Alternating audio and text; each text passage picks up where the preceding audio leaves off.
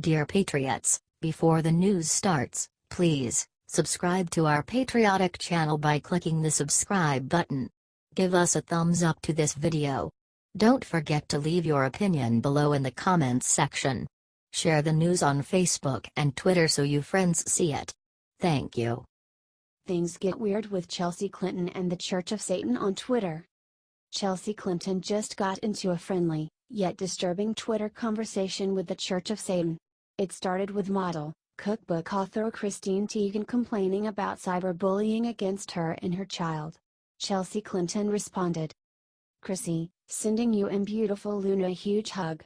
It is awful and never okay when people threaten or demean any child. I've lost count of the Twitter accounts who've threatened Charlotte with #FGM. While I never bothered to report threats against me, I now report everyone against her," wrote Chelsea. One user found that one of the accounts related to the cyberbullying was connected to Hooters. At Hooters, are you aware you have someone claiming to be on your staff that is sending tweets out like this? At Twitter, are you aware of this? Wrote one user. We're definitely not endorsing this account, nor does it have any relation to our company, responded Hooters. What is happening? Hi Hooters, responded Teigen. In 2017, at Church Satan and I were put on a few threads together. In 2018, it''s. At Hooters. What a time to be alive, Chrissy, wrote Clinton. That's when the Church of Satan responded. The never-ending excitement here is never-ending, wrote the Church of Satan. It's been so long. Happy New Year. Chelsea wrote to the Church of Satan like they were old pals. Same to you, here's to a great 2018, wrote the Church of Satan.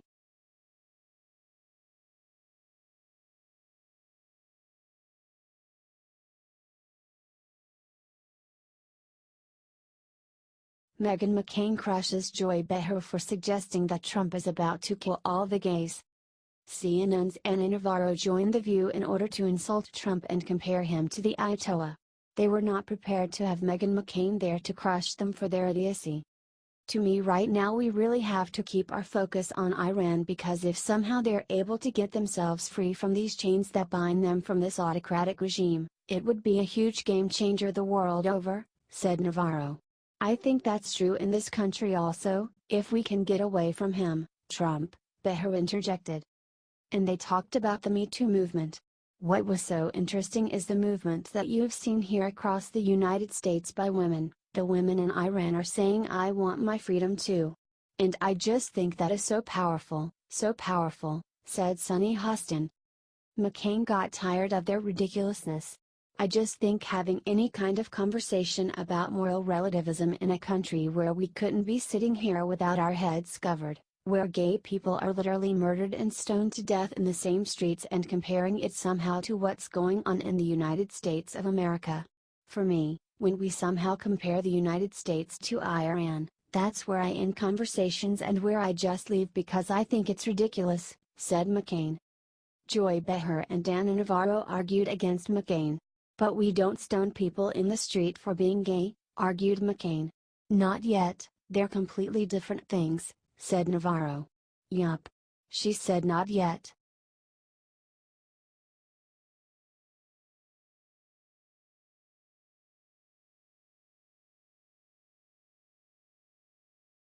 Witness exposes something very disturbing he found while meeting Mueller's grand jury. Many conservatives are worried about unfair bias from the FBI in the Mueller investigation. And of course, when liberals hear this, they act like it is 9/11 times 1000. How dare conservatives question the authority of the FBI? They ask as they question the legitimacy of the whole election process. More evidence has appeared that the grand jury of the Mueller investigation is very biased. One witness tells Page 6 that the grand jury room looks like a Bernie Sanders rally.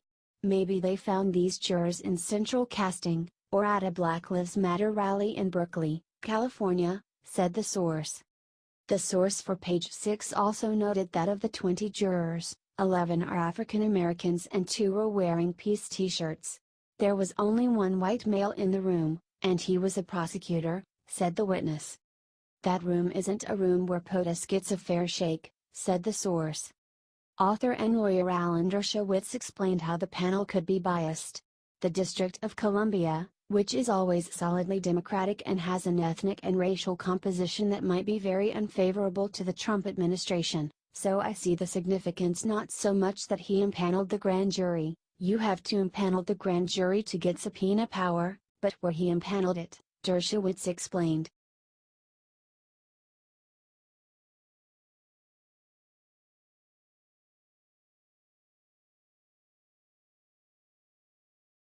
Nikki Haley declares brutal punishment against UN members that voted against Jerusalem. In December, U.S. Ambassador to the UN, Nikki Haley, warned that there would be consequences to voting against the United States about Jerusalem. Trump already announced that he would lower UN funding, but it is not over. Haley laid out a great dose of punishment. As I said in December, we won't forget the Jerusalem vote. To that end, tomorrow night, we are having a reception for the countries who chose not to oppose the U.S. position. This is a great sign of U.S. friendship, and I look forward to tomorrow evening. We hope to see more of this in 2018, said Haley. The United States is asked to do a huge amount around the world, and we are happy to do that. But we expect to be treated respectfully in return, she said. One reporter asked Haley if she was on the right side of history with this Jerusalem decision. Haley responded beautifully. I stood proudly, even if I was the only hand in the Security Council to fight for the will of the people of the United States. They wanted to see the embassy move to Jerusalem and we follow through with that, said Haley.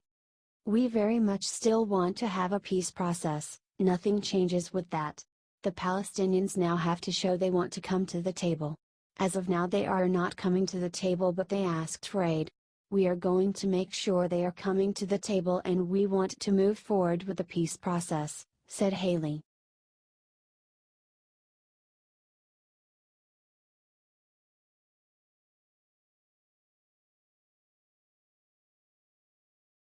Tiffany Trump shows off pics from her sexy Playboy New Year's Eve party. How did you spend your New Year's Eve? President Trump's daughter Tiffany spent hers partying at the Playboy Mansion, and she got some nice photos taken as well. The party took place at the Culver Hotel, in Los Angeles, hosted by Cooper Hefner, the son of the deceased Playboy magazine founder Hugh Hefner. In one photo, Tiffany Trump posed above with Scarlett Byrne, Hefner's fiancée. In another photo, Tiffany is seen drinking with some of the other models. Unfortunately, whenever someone related to President Trump feel any amount of joy, liberals and the media attempt to destroy it. For example, on Christmas, half-sisters Ivanka and Tiffany Trump posted a video on Christmas from the Mar-a-Lago. Here are just some of the nasty comments they received. Hypocrisy is flaunting a 5-star Christmas holiday when your president father signed tax cuts that hurt millions of hard-working Americans. And how much do you specifically know about my life? Wrote one user. Another wrote, rich, self-absorbed and self-serving skanks. Relax, people. Obama vacationed in Hawaii every Christmas, one user argued back. I'm very sure if Obama's daughter were doing this, the left would have heart attacks and say, look how wonderful and amazing they are. Wrote another.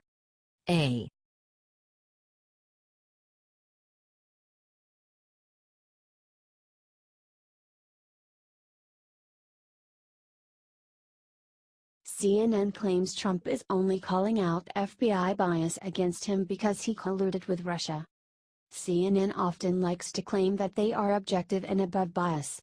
Obviously this is laughable and exactly why they are called fake news. Now they are claiming that the FBI is somehow above bias. And if you disagree, you must be working for the Russians. This plays again into the border point that this is what Russia wanted to see happen. The Director of National Intelligence assessed back in January that Russia interfered in the election to try to undermine confidence in our democracy as part of their ongoing efforts. Again, this is nothing new, to degrade confidence in the US-led liberal democratic order, said CNN analyst Samantha Vinograd. If she is so concerned about how confident Americans are with the system, maybe they should stop accusing Trump of colluding with Russia with no evidence every 5 minutes. So what we're seeing is every key institution in our democracy, our legal system, the intelligence community that supports that policy making, that is unbiased and independent, is being attacked by the president, and that's exactly playing into Russia's interests. The only interests that it serves is Russia's, it does not serve our own, she said. He goes after the news media as well, responded Wolf Blitzer. Anyone with a brain can see that Trump goes after people who deserve it. This is why we are watching them panic so much.